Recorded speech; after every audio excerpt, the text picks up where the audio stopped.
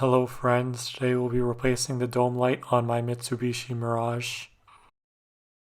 To start off, we're going to take a flathead screwdriver and slide it into this slot I'm pointing out right here to pop the lens out.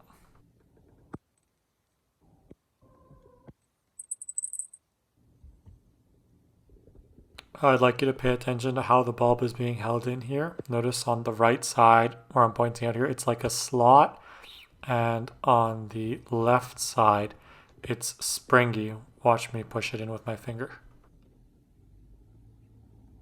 With just one finger, I'm going to push in the left metal plate that's holding in the bulb, and you can see how the bulb just falls out. Like, it's that easy. The correct way to install a replacement bulb would be to first position it on the left side and then push the bulb leftward, depressing the springy side and then sliding it up on the right side. That's why the right side has that kind of slotted cutout in it.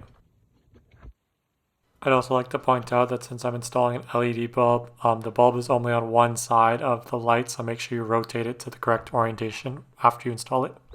To install it, I'm just going to put in one side first and then squeeze the left side and try to slide the bulb in. It's kind of hard to do with one hand. It's very easy to do with two hands.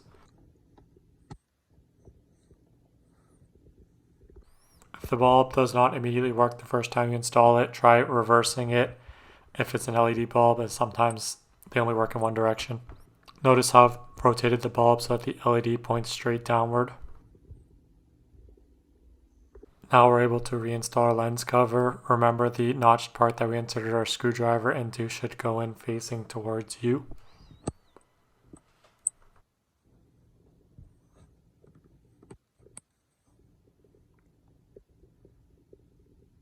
That's the end of this video. For anyone curious, here's the factory service manual diagram for how to replace the dome light. Looking at the factory service manual here, we can also see that the interior light has an auto cutout timer, which is set by default to 30 minutes. I didn't know this. The reason I was originally wanted to install an LED bulb was because I was scared of running the battery down, but apparently Mitsubishi was thinking way ahead of me. Also, because of this, if you were to install a dash cam and wanted to hardwire it into the dome light, you should be aware that the dome light has an auto cutout function, is not a reliable source of constant power. Thanks for watching the video. Please leave any questions, comments, concerns down below. I appreciate any interaction.